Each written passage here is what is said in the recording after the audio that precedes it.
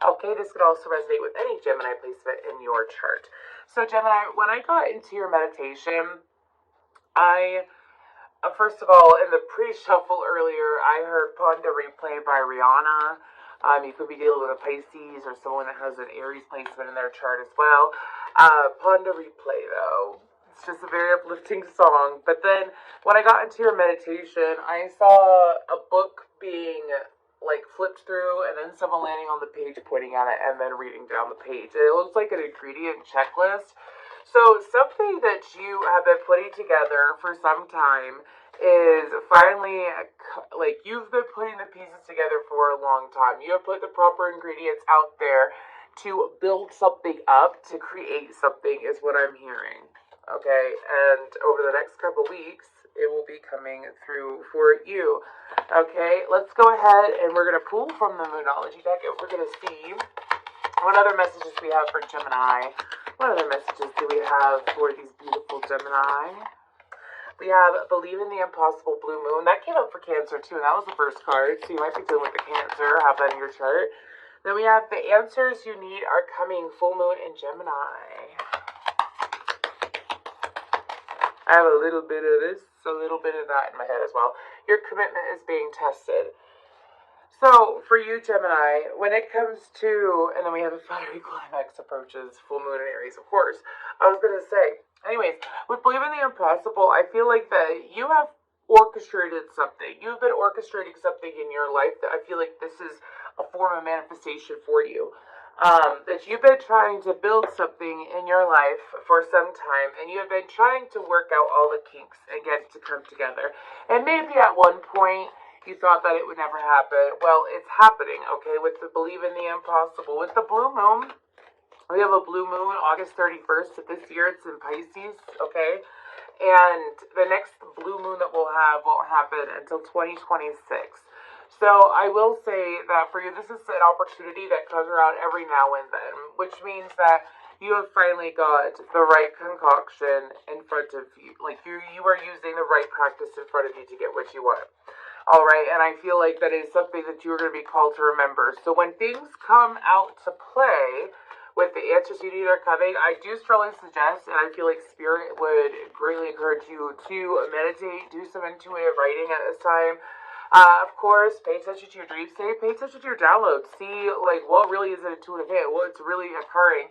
And seeing that shift take place and ride that wave is what I'm being told, because with the next card it says your commitment is being tested, okay? And with commitment being tested, that means if you feel intuitive nudges over the next 2 weeks, follow through on them. Intuitive nudges is like, maybe you don't always take the same route home, or you don't always go out to eat here, you don't always do this is out of your routine, but you're being called to do it. Follow through with it. Yeah, the Hanged Man came out, so I'm going to go ahead and start pulling tarot. That's Pisces energy. Anyways, you could have Pisces in your chart. There's a lot of Piscean energy out here, okay? Anyways, but with the Hanged One, it's like a change is coming, a shift in perspective, illumination. Maybe some of you, it's taken some time to get here. Okay, let's go ahead and see what other messages we have for Gemini. Alrighty then. We have the Two of Swords, the Six of Wands, the Ten of Wands, and the Ace of Cups. Yeah, Gemini. I feel like this is something that for a lot of you, you didn't necessarily know what to do, but you've been having small victories, and you're realizing that as you have these small victories, again, this could be in regards to love. Like, let's say you're trying to manifest a really good partner. If this isn't romantic love, this could be a friendship. Okay, keep that in mind. But it's like you want all these qualities in a person, so the universe presents those qualities, and you say, well, I want these qualities too, and the universe presents another person. And eventually, you're going to meet that person that you are going to have that connection with, because you're like, well, I want more, and I want this, and I want this. And there's nothing wrong with that, because you're appreciating the people that come in your life, that you're asking for more. And that's how, my guys are saying that's how it goes when it comes to narrowing down the process of, it's almost like a process of elimination, because you know what you don't want, and it helps you focus more on what you want. Now, I feel like that you may have been called to trust the process. You may have tried different methods of manifestation. I say methods of manifestation because I'm seeing like candle magic. I'm seeing moon water. I'm just saying, like, doesn't mean that you have to have tried these things. I'm saying listing examples of things you could have tried. It could have been visualization, the 355 method, 369 method, all these different methods of manifestation. And it's like now, all of a sudden, you found your niche. Yeah, King of Pentacles came out too. You found your niche where you feel victorious, okay? And with that Ten of Wands, it makes it easier to let go of things. I feel like that part of your manifestation process is as things come in, like, let's say it's love offers from people, it's flirtation from people, it's seeing the situation for what it's worth instead of dragging it out or wishing for it to be different, and choosing to surrender those connections. So that could be like, let's say you're talking to someone, and again, if this isn't in love, this could be in any area of life. This is something that you have been trying to narrow down for some time, what exactly you want to do here, okay? And so, let's say, for example, this is the love arena. It's not like you're going to be ghosting people and all that shit. This is about handling things in a very smart way, okay? I say that because it's the Ace of Cups, so you're showing up as the King of Pentacles, okay? You're showing up as the King of Pentacles, and he's very strategic, and he's very grounded, and he reminds me of someone who, like, uses their emotions, but not in an unhealthy way, which means, like, they back their actions by what's grounded, but also what they feel. And so I feel like that for you, Gemini, when it comes to, like, attracting people in, okay, let me get back to that. Let's say you have one partner, or you have one person that you're talking to, and they seem awesome, but there's red flags, like they're still tied to their ex somehow or whatever, okay? It would be, okay, well, I'll keep them as a friend. I'll be their friend. I'm not going to set my sights on this person. They don't have everything aligned. It's not exactly what I want. And instead of stressing out about it with the Ten of Wands and, like, continuing to carry that burden, I'm going to release it. I'm going to let it go. I'm going to focus on what I want and what I feel, okay, and what I'm attracted to. I'm going to focus on what I'm feeling and seeing in my head, and not allowing the physical reality to shift things for me. I make the shift, is what I'm hearing. What other messages do we have for Gemini? Okay.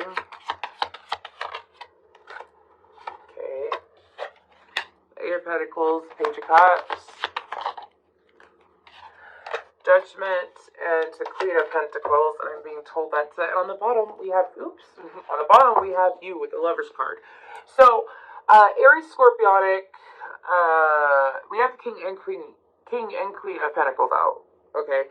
So, if you are a masculine Gemini, you could be showing up as the King of Pentacles. The more that you embrace what we've already discussed, you will attract a Queen of Pentacles, which is the same vibration. If you are a female Queen of Pentacles, this means that as you let go and you focus on what you want, which would be the King of Pentacles, someone that's ideal to you, either way, it's pulling in a counterpart. Again, whether it's romantic or friend, it's someone who's at your vibrational level. And with the Eight of Pentacles, I feel like that something about work over the next couple weeks is coming up. I don't know why the next couple weeks is being highlighted. It could be because your season is in a couple weeks. But with Eight of Pentacles, I feel like this is maintaining your focus. Okay, maintaining your focus, taking time to work on yourself, work on what you want, making readjustments, and something about while you maintain the frequency of improving yourself, not being stagnant. So that doesn't mean that you have to, like, run yourself ragged or anything like that, Gemini. So for example, let's say you're working on being more productive. You're more productive at work one day, and then the next day you're more productive at home. The next day you do something with your car. The next day you do something. No matter what, it's productive in all areas of life. I feel like that while you're sitting in that energy, that's when that counterpart is going to make themselves known, okay? Let's go ahead and see what we have for guidance for Gemini. We have Horus, Cosmic Gateway, and it says, your thoughts are magnetic and powerful, miraculous changes are occurring. For some of you, this could be sustaining a healthy thought process that's been part of your manifestation. Anyways, method for you, keep that in mind. The Holy Spirit, expect miracles. Remember that only love is real. Miracles will occur naturally. Spirit has your back. Okay? That is lovely. And if you look, he's got chakras. The Holy Spirit has chakras in their hands. Make sure that you keep your hands clean. You sage your hands. You run your hands under water often over the next few weeks, okay? Water will be extremely essential and healing for you. Anyways, let's go ahead and see what we have from the Crystal Angels for Gemini. What do we have from the Crystal Angels for Gemini?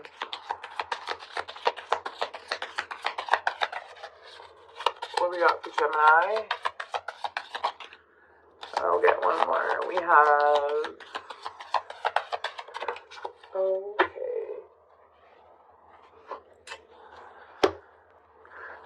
So we have Tanzanite, ready to love again. You've healed from the past enough to open your heart to new love. Okay. Then we have Ametrine, balancing masculine and feminine energies. Allow your feminine side to creatively inspire you and your masculine side to give you confidence. Then we have Peridot, life lessons. You can break free from recurring negative patterns by praying to know the lesson and blessing they contain. Yes. You are narrowing things down to bring out what you want more.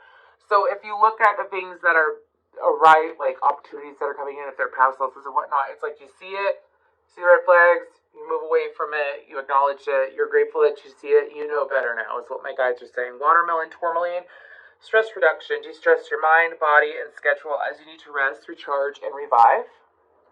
I do suggest that you, if you feel so drawn to get crystals, I do suggest that you get some of these crystals. Water tourmaline has come out a lot.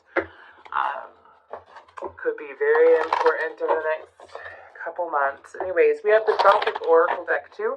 So I'm going to pull you a last message here before I let you go, sweet Gemini. If this reading resonated, please let me know down below. Of course, come back to it in the future to see how things unfold. And leave a comment. I greatly appreciate hearing what y'all got to say. So, let's see. What do we have for Gemini? I'll be reading from the guidebook as well for this. What do we have for Gemini?